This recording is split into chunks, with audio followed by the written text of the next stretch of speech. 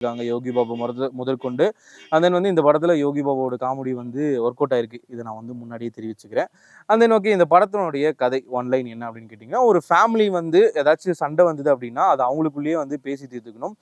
அதுக்கு நடுவில் வந்து ஃபேமிலியோ இல்லை வேற யாரோ இன்டர்ஃபயர் ஆனாங்கன்னா அது எந்த அளவுக்கு பூம் ஆகும் அப்படிங்கிறது தான் இந்த படத்தினுடைய ரொம்ப ஷார்ட்டான ஒரு ஒன்லைன். இதுதான் ஓகே. படத்தினுடைய ஆரம்பத்திலேயே வந்து ஒரு பயங்கரமான ரவுடியாக இருக்கக்கூடிய ஒரு விஜய் சேதுபதி அண்ட் தென் வந்து ஒரு பரோட்டா கடையில் வந்து ஒரு பரோட்டா மாஸ்டராக இருக்காரு.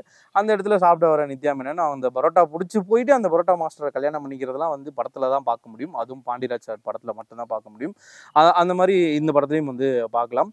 அந்த பக்கம் வந்து நித்யா மேனனோட அப்பா ஒரு பழைய டான் ஆர்கே சுரேஷ் அவங்களோட அண்ணனாக இருக்காங்க. இவர் வந்து ரவுடியாகவும் இருக்காரு. அந்த வந்து இந்த சின்ன சின்ன சண்டைகள்லாம் போடுற ஒரு ஆளாகவும் விஜய் சேதுபதி இருக்காரு. அந்த ஒரு பரோட்டா மாஸ்டராகவும் இருக்காரு. 2 பேருக்கும் வந்து கல்யாணம் ஆகுது.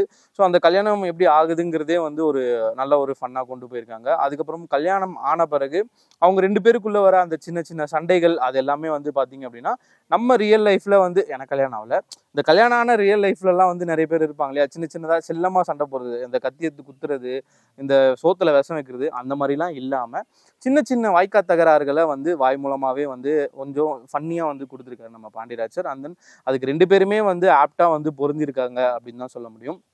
ஒரு ஃபேமிலி அப்படின்னா வந்து நிறைய பிரச்சனைகள் வரும், நிறைய சண்டைகள் வரும்.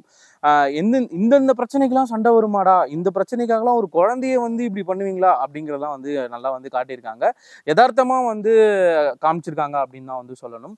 அது மட்டும் இல்லாமல் இந்த படத்தில் த்ரூ அவுட்டாக வரக்கூடிய அந்த காமெடிஸ் வந்து யோகி பாபு வந்து ஒரு திருடனாக வராரு. ஸோ திருடனாக வந்து அங்கங்கே கொடுக்கக்கூடிய கவுண்டர்ஸ் எல்லாமே வந்து பார்த்திங்கன்னா இந்த படத்தில் வந்து லைட்டாக வந்து ஒர்க் அவுட் ஆயிருக்கும். ஃபர்ஸ்ட் ஹாஃப் வரைக்கும் வந்து பார்த்திங்க அப்படின்னா ஒரு சின்ன சின்ன லேக் இருந்தாலும் செகண்ட் ஹாஃபில் வந்து நம்மளை வந்து அப்படியே கொஞ்சம் ஃபன்னியாகவும் கொஞ்சம் எமோஷ்னலாகவும் வந்து ஒரு குழந்தைக்கு வந்து மொட்டை போடுற ஆரம்பிச்சுலேருந்து படம் ஃபுல்லாக அந்த குழந்தைக்கு வந்து ஒரு பாதி மொட்டையோட சுற்றுறது அப்படிங்கிறது வந்து இந்த படத்தில் வந்து நம்ம பார்க்கலாம்.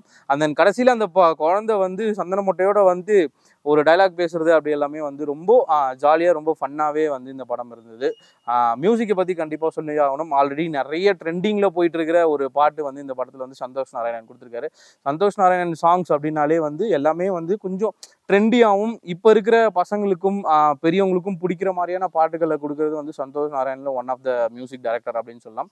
ஸோ இந்த படத்துலையும் வந்து மியூசிக் வந்து ரொம்ப அருமையாக கொடுத்துருக்காரு. ஒரு ஃபேமிலி எல்லாருமே வந்து குடும்பமாக வந்து போய் பார்க்கலாம். அப்பா இந்த மாதிரி சின்ன சின்ன சண்டையெல்லாம் வந்து நம்ம இந்த மாதிரிலாம் யாரையும் இன்டர்ஃபியர் பண்ணக்கூடாது, புருஷன் பொண்டாட்டி இவங்க 2 பேருக்குள்ளேயே பேசி தீர்த்துக்கணும் அப்படிங்கிற விஷயத்தெல்லாம் வந்து இந்த படத்தில் வந்து ரொம்ப யதார்த்தமாகவும் ரொம்ப கரெக்டாகவும் வந்து சொல்லியிருக்காரு அப்படின்னு தான் வந்து சொல்லணும் டைரக்டர் பாண்டியராஜ். ஸோ எல்லாருமே வந்து ஃபேமிலியாக வந்து இந்த வீக் வந்து போய் பார்க்கக்கூடிய ஒரு படமாக தான் தலைவன் தலைவர் இருக்குது.